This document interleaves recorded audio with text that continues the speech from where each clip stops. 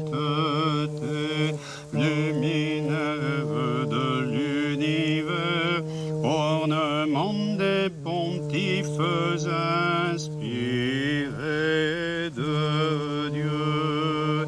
Saint Ruf, par tes enseignements, tu as illuminé le monde entier au lyre de l'Esprit.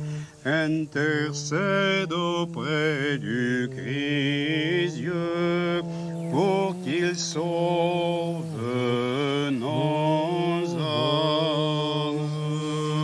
Paul Serge, comment tu vas? Mais qu'est-ce que tu viens faire ici? J'aime beaucoup ce lieu. Tu es allé à l'église, tu m'as pas trouvé? Non, je ne t'ai pas trouvé. Et t'as pensé que j'étais là? Oui, voilà. Ah, Allez, regarde, là-bas, là. je peux pas m'empêcher, tu sais, je peux pas m'empêcher de venir prier un petit peu de temps en temps ici. On est chrétien ici depuis 2000 ans, quoi. Oui, tout à fait. Depuis 2000 ans. Tout à fait. Saint-Ruf, tu te rends compte? Mais Saint-Ruf, c'est quel siècle, ça? Le 4e, non? Troisième. Saint-Ruf, finalement, c'est un personnage extraordinaire pour Avignon. On dit que c'est le premier évêque d'Avignon. Qu'est-ce que tu me dis là-dessus? Je profite. Alors, on ne sait pas grand-chose sur Saint-Ruf. La Provence, et on va l'expliquer, est une terre de légende. Oui. Alors, un pays exceptionnel quand même. Hein.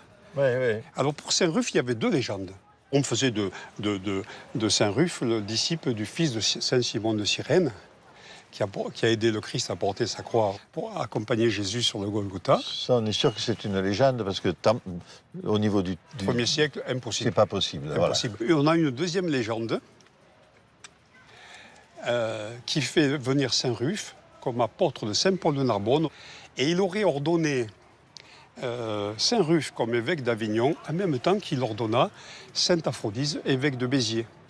Cette abbaye a été construite au XIe siècle pour perpétuer le culte et le souvenir de Saint-Ruf. Mais on sait que, tout simplement, au IVe siècle, un édifice religieux a été construit dans ces lieux et que rapidement, autour, ce qui montre le rayonnement qu'a eu Saint-Ruf, une nécropole s'est élaborée autour de la tombe de Saint-Ruf. On voulait se faire enterrer près du Saint. Tout à fait, ça c'est merveilleux. Les historiens pensent plutôt que c'est après le IVe siècle, mais on sait, grâce à ce bâtiment trouvé ici même, et cette nécropole qui s'est développée autour, qu'au IVe siècle, le culte de Saint-Ruf était en place. Avignon n'a pas perdu le souvenir de Saint-Ruf. Mais ce qu'il faut savoir, c'est qu'avant la Révolution française, l'évêché d'Avignon, c'était 6 évêchés. Et chacun de ces évêchés ont eu des grands témoins du Christ, des gens très dévoués au peuple. Alors certainement, c'est tout début IVe siècle, la création de l'évêché. Voilà. Et on a quelques grands évêques, comme Saint Théodose, qui est arrivé au VIe siècle, et qui a commencé à évangéliser les campagnes. Parce que l'évangélisation des campagnes s'est faite très tardivement. Très tardivement, parce que les Romains étaient très attachés à leur tradition. Et le midi de la France était romanisé à 100%. Comment le peuple s'approprie ces gens et comment finalement ils vivent, ils créent la sainteté de ces personnages merveilleux? On a ce cortège de petites gens qui, depuis les générations, depuis des siècles, sont venus au même endroit trouver grâce et guérison. Et ça, c'est merveilleux. Le Seigneur ressuscité est là, à chaque instant. Tu sais, je suis content de t'avoir rencontré parce que je sais que toi, dans ton petit périple sur lequel tu m'as dit 2 mots là tout à l'heure en aparté, c'est que tu vas aller demain voir la chapelle de Sainte-Césarie à Villeneuve, je crois. Hein. Moi, je ne pourrais pas être là avec toi parce que j'ai des obligations pastorales, mais j'ai prévu, moi, d'aller du côté de Saint-Gilles et Saint-Romain. Qu'est-ce que tu en penses? Ah ben ça c'est bien, je serais heureux qu'on le fasse ensemble. Voilà. C'est des lieux merveilleux et de liens entre l'Orient et l'Occident.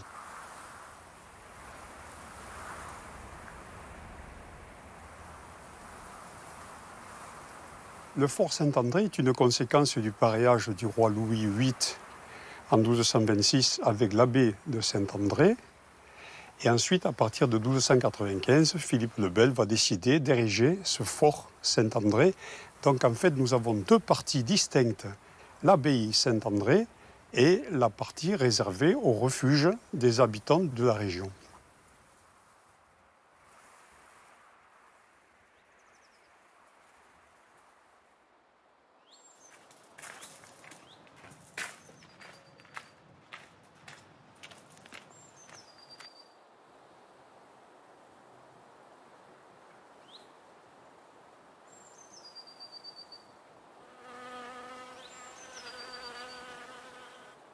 Nous sommes arrivés au cœur du fort Saint-André, dans la partie monastique, donc l'abbaye elle-même de Saint-André.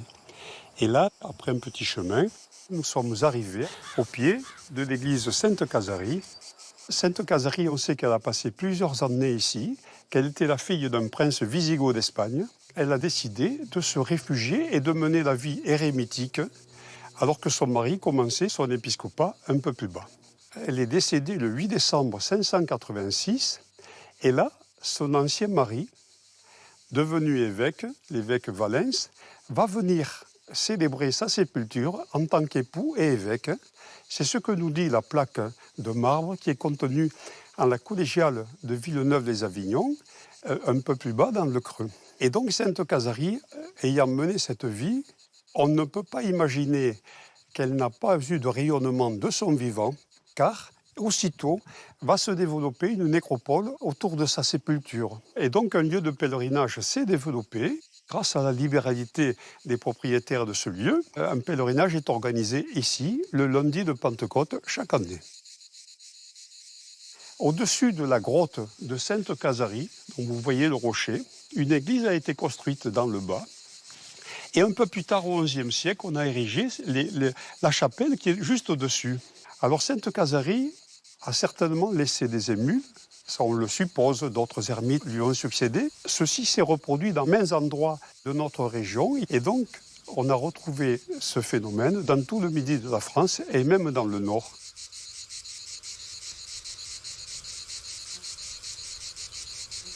Voilà tout ce qu'on peut dire par rapport au mouvement érémitique qui se développera entre le IVe et le VIIIe siècle, c'est qu'on va retrouver ce phénomène, non pas avec des sources archéologiques ou scripturaires, mais suivant la tradition. Un certain nombre de ces lieux vont être habités par des ermites jusqu'à la création des monastères, probablement 8e, 9e siècle. Et on sait aussi qu'un certain nombre de ces lieux seront abandonnés, mais les ermites deviendront très souvent évêques de la région, car ils ont été rattrapés par leur sainteté, et les habitants du pays les ont attrapés pour devenir évêques du lieu. Et nous, chrétiens, nous devons venir et présenter nos prières et demander grâce et guérison auprès de Sainte-Cazarie aujourd'hui. Toi, ô Mère, c'est conserver sans défaut la divine image, afin de lui ressembler. Tu as pris ta croix et as suivi le Christ, et par tes propres œuvres, tu nous apprends à mépriser la chair qui passe. Moi, je me suis libéré de mes contraintes paroissiales et là, on se retrouve devant Saint-Gilles. Quelle joie, quelle joie. On est vraiment touché par la puissance de ce bâtiment. C'est extraordinaire parce que d'un côté, au nord, on a l'adoration des mages et au sud, la croix. Notre chemin de vie, il est entre les deux. Et le Seigneur en gloire au milieu. En gloire au milieu, avec le tétramorphe qui représente mandorle, les 4 évangélistes. Les 15 évangélistes et dans sa mandorle, oui. Voilà, c'est magnifique, c'est vraiment magnifique. Et alors, cette foi tellement ancrée en Saint-Gilles du Gard. Ce qu'il faut savoir, c'est que c'est un personnage réel qui est né en 640 à Athènes et qui est venu chercher auprès de Saint Vérédème la consolation. Comment vivre les exigences maximales de la foi. Pendant des années, il est resté sans bouger, et puis tout d'un coup, en 672, le roi Wamba est venu faire le siège de Nîmes, et à cette occasion, il est venu ici, dans cette vallée flavienne, qui était la propriété des rois Visigoths, et là, il a poursuivi une biche. La biche, en fait, était la compagne de Saint-Gilles. Oui, c'est ça. mais manque de peau, il avait envoyé de flèches et qui a percé les potes de Gilles. Mais pas la biche. Depuis, on invoque Saint-Gilles pour ses qualités de thaumaturge, c'est-à-dire qu'il a le don de guérison, des blessures, de l'âme et du corps. Oui, c'est ça. Et le roi Wamba va ordonner la construction d'un monastère. Et je veux dire qu'à l'époque, en 720, les Visigoths étaient déjà catholiques. En fait, le midi de la France va être envahi par les Sarrasins, 8e siècle. Mais Saint-Gilles, qui était déjà très âgé, il avait près de 80 ans à l'époque, a dû partir avec sa communauté. Ils sont partis, ils sont allés se réfugier à Saint-Jean, à Orléans, auprès de Charles Martel. Bon, il est devenu le confesseur de Charles Martel, il y avait beaucoup de travail, je pense, à faire. Et donc, il est mort à Orléans, et donc son corps n'a été rapatrié que quelques années après. Mais le culte de Saint-Gilles s'est d'abord développé dans les pays au nord de la Loire et autour de la Loire. Dans l'Oye et pas dans l'Aude. Tout à fait. Mais par contre, à partir du XIe siècle, là, il va se passer quelque chose d'assez exceptionnel en Occident. C'est la création du pèlerinage de Compostelle. Ouais. Et là, Saint-Gilles va devenir départ de la Via Tolosa, c'est-à-dire ce chemin du Piémont qui passe par Toulouse, Roncesvalles et qui repart sur Pampelune. Et puis voilà. Ouais. Et donc, il s'est développé très très fort et l'abbaye est devenue très prospère, surtout sous l'autorité des comtes de Toulouse qui étaient seigneurs du lieu. Et bien, on va les vénérer, les reliques de Saint-Gilles. Ah ben regarde, le tombeau est là. Chaque fois, c'est comme si on respirait quelque chose de différent.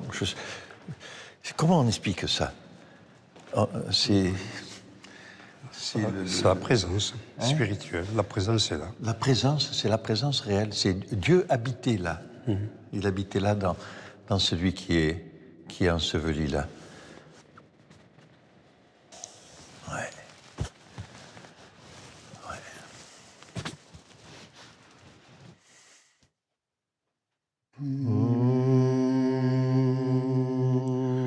Comme une biche aspire aux Olympides, tu as cherché le Christ au fond des solitudes. Par tes labeurs et tes prières, tu as pacifié la nature, glorieux Saint-Gilles. Ô notre Père bienheureux, protège nos forêts, garde-nous des angoisses. Tout ce site qui a été complètement dépouillé et enlevé de sa carapace qui a englobé la roche. Oui, non, mais c'est évident parce que on imagine la grandeur qu'avait ce lieu et on imagine avec difficulté, mais on en voit les effets, tout ce que l'exploitation des pierres a amené. Et en même temps, moi, ce qui me touche, c'est comme à d'autres endroits que nous avons vus ensemble, il n'y a aucun doute sur l'implantation religieuse. Bien sûr. On est dans une église de grande ampleur, en termes de volume. Oui. Donc il y avait certainement une communauté et une vie religieuse ici qui était importante. Donc c'est ce qui nous reste de l'église ancienne. Et là, dans le coin, nous avons le trône de l'abbé et de son prieur à côté, bien sûr. Allez, on va peut-être essayer de passer là-haut.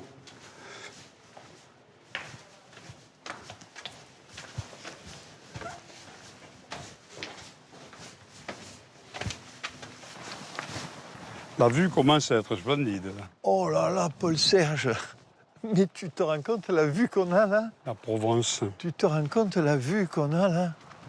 Oh, on voit pratiquement, mais tout à fait là-bas au fond, c'est les Alpilles, je pense. Le Luberon. Là-bas, le Luberon. Oui, voilà. La montée sur... C'est magnifique, c'est magnifique. Dans l'histoire de ce lieu, on a des doutes sur on a des doutes sur la temporalité finalement, d'une certaine façon. Qu'un siècle, ça a vraiment été habité, on fait remonter ça à il y a très longtemps, mais c'est pas si sûr. Et puis, les saints qui ont vécu ça, et ce saint roman, finalement, c'est qui alors? Il y a eu plusieurs hypothèses.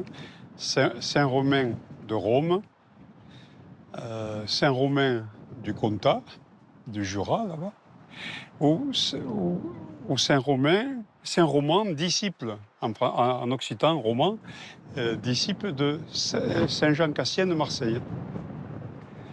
Et puis dernièrement, des études ont montré qu'il y avait des probabilités, avec des coïncidences de date pour le 18 novembre, que c'était la Saint-Roman d'Antioche. Ce qui n'est pas surprenant parce que les échanges étaient permanents entre l'Orient et l'Occident. Mais effectivement... Ça serait roman ou romain? C'est un peu le romain, même c'est mot. en français. Ah, romain, c'est en français, Voilà, d'accord. roman, c'est occitan. C'est occitan. Et donc, là, on est sur un martyr du IVe siècle. Et qui, effectivement, on trouve plusieurs églises dans la région à recevoir ce vocable. Donc, effectivement. Et en fait, la première trace de ce lieu en tant que monastère ne va arriver qu'au Xe siècle. Et les traces les plus importantes au XIe siècle avec l'archevêque d'Arles Manassé qui a pris possession du monastère. C'était la politique d'expansion d'Arles. Bon. Donc Roman avait été choisi comme saint protecteur du monastère. Voilà. C'était son nom patronymique, quoi, Voilà, le nom patronymique tout à fait. du monastère. En tout cas, ce lieu est resté un lieu spirituel très longtemps. Cette richesse de la présence des saints anciens et avec plein quand même de questions, parce que ces gens-là, ils sont tout à fait extraordinaires, mais pour certains, on n'est pas tout à fait sûr qu'ils aient réellement existé, sauf qu'ils vivent complètement dans la légende, dans la foi des fidèles, tu vois. Voilà. Et moi, je trouve ça passionnant.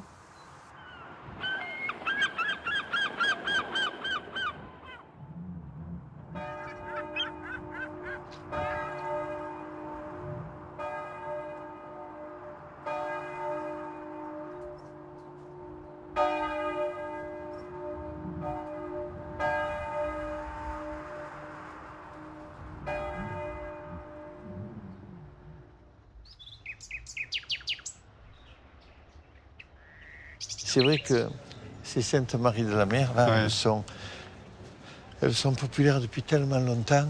Bah oui. Quelle que soit la réalité, ce n'est que vrai. Ce n'est que de la vérité. C'est comme ça. Et là, oui, enfin, voilà.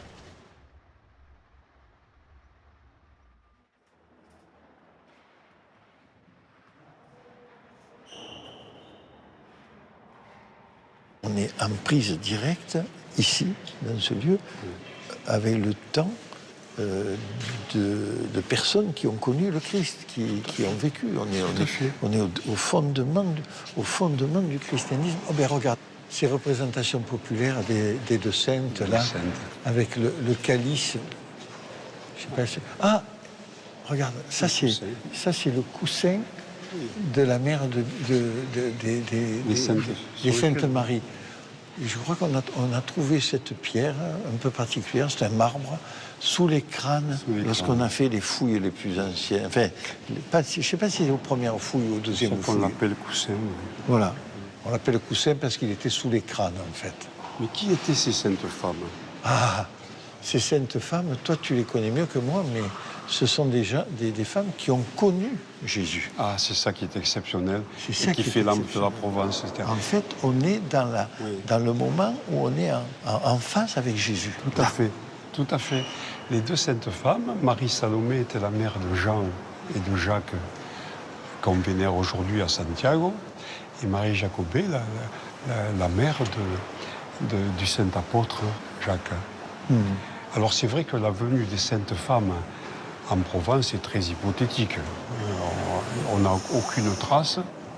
Mais ce qui est sûr, c'est que les Provençaux se sont accaparés, on va dire, appropriés ce récit des saintes femmes qui nous projette en permanence devant l'Évangile et surtout devant nous rappelle la résurrection du Christ. Et ça, c'est fabuleux quand même. C'est fabuleux. Mais il y a aussi Sarah, leur servante. Je crois qu'on ira voir plus loin. Hein. On ira voir tout à l'heure, on ira la voir. Qui est noire de peau. Oui, tout à fait. Et qui est la sainte protectrice des gens du voyage. Des gens du voyage.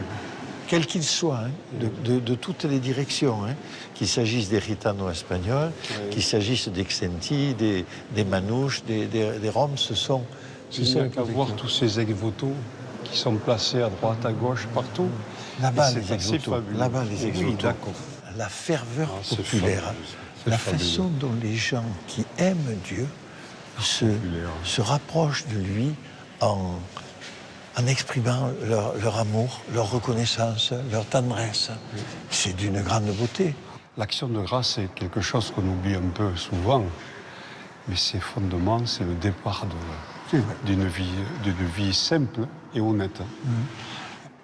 Si nous allions maintenant voir la chasse... Ah mais attends, mais tu me dis ça, oui, c'est vrai que les chasses, elles sont là-haut. C'est les squelettes des saintes qui ont été sortis de là-dessous quand on a fait les premières fouilles il y a très très très longtemps. Alors elles sont descendues chaque année pour les fêtes par les gens de l'ordre de la confrérie des saintes, et elles sont menées jusqu'à la mer, accompagnées par beaucoup de gens bien sûr, de fidèles, mais aussi par tous les gens du voyage. En particulier lorsqu'on mène Sainte Sarah à la mer. Oui. Sainte Sarah qui est en bas. Sainte Sarah, on va aller voir. On va aller la voir. Elle est dans la crypte, effectivement. Moi, ça fait très longtemps que j'étais pas venu, et je dois t'avouer que ça me touche beaucoup, comme une respiration, tu sais, qui sort de là. Tout à fait. Hein? C'est merveilleux. C'est merveilleux. Allons voir dans la crypte. C'est toi qui es plus solide que moi, passe le premier, tu me freineras.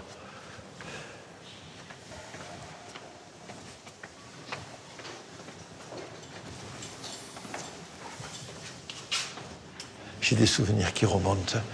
Cette espèce d'épaisseur de l'air, comme si il y avait une présence qui est autre, tu vois. Moi, je trouve ça très émouvant. Très émouvant. Ouais. D'ailleurs, je vais aller la vénérer, hein. Je vais aller les vénérer, hein.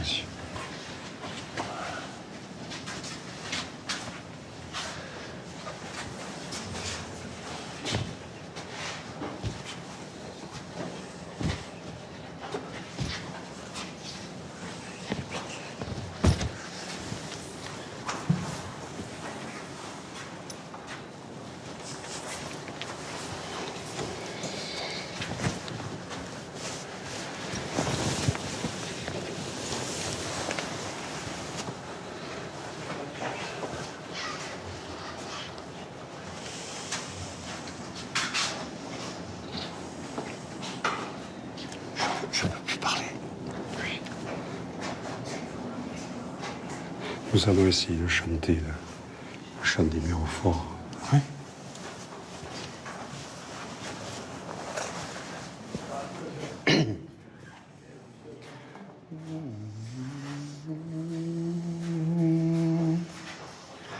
Tu es béni, Seigneur, enseigne-moi tes jugements.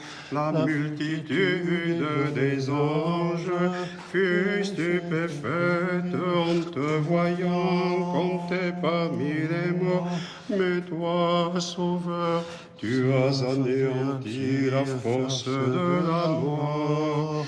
Et avec toi, tu as relevé Adam et libéré tous les hommes de l'enfer. Tu es béni, Seigneur, enseigne-moi tes jugements.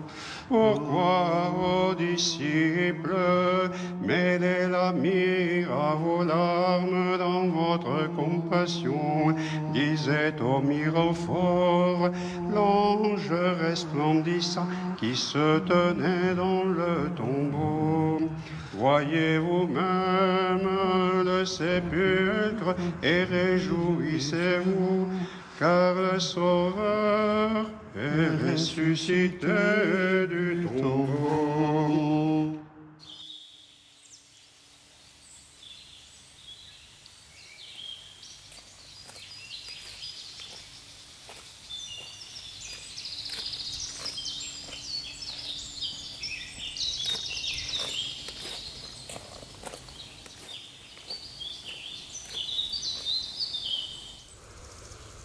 Nous sommes ici dans un lieu merveilleux, dans un méandre du Gardon, au fond des gorges.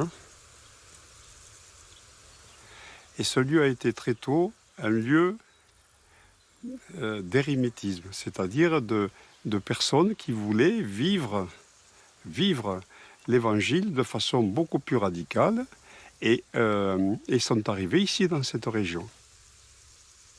Alors le premier que nous connaissions est Saint Vérédème.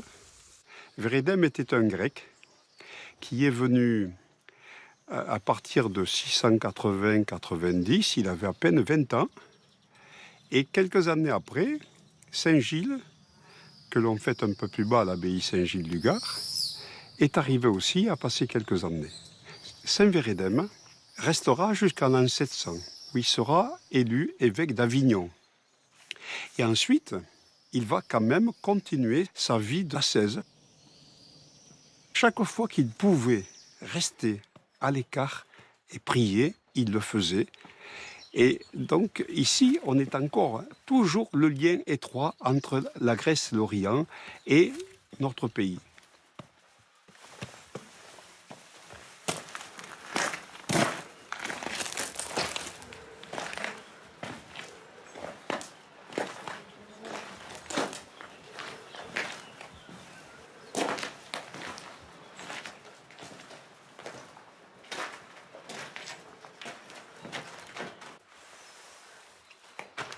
Vérédémie, j'ai dit I.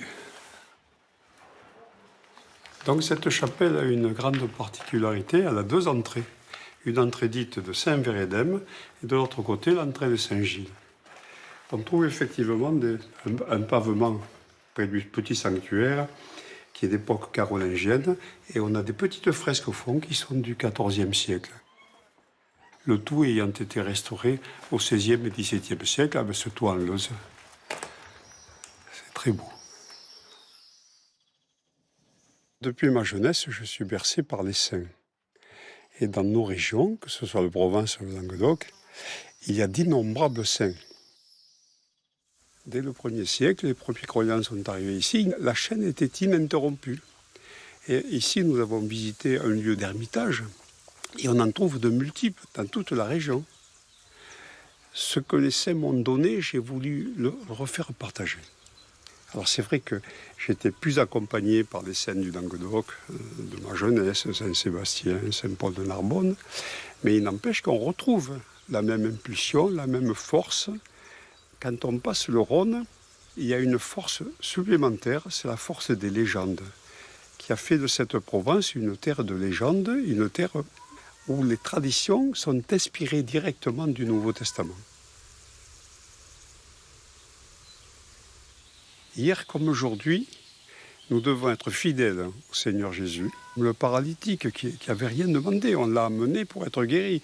Eh bien nous devons faire aussi le même chemin, implorer les saints pour qu'ils donnent grâce et guérison à ce pays qui en a tant besoin, bien sûr.